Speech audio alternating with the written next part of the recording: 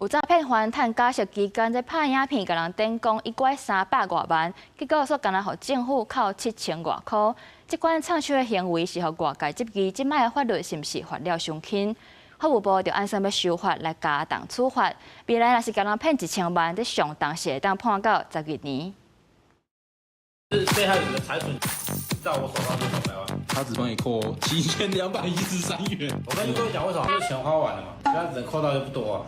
喙笑目笑的分享将属诈骗的经过，画面中的姓廖查某人，因为早期案入监，假释期间竟然影片登家己诈骗26人，分超过300万，煞只互政府扣7000多块，还佫讲想要趁钱会当找伊，内政部透露，8月初9已经将相关影片摕落来，佫较将这回姓廖嫌犯查缉到案。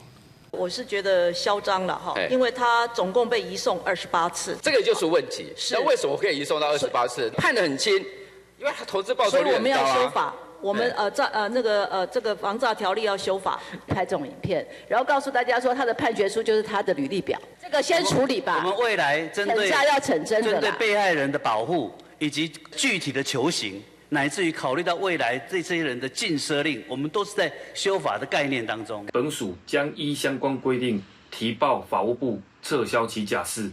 婚姻地检署强调，只要在保护管束期间违法，甚至煽动他人犯罪，绝不宽待。外界业质疑，即卖法则敢是伤轻？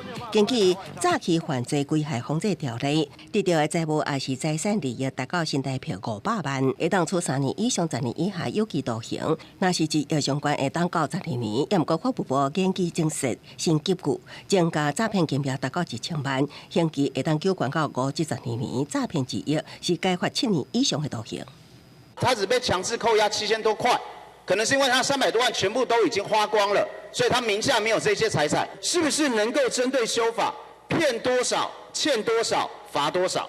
对于我的影片造成青少年的误会，认为说这是好的工作，我觉得非常抱歉，造成受害人的2次伤害。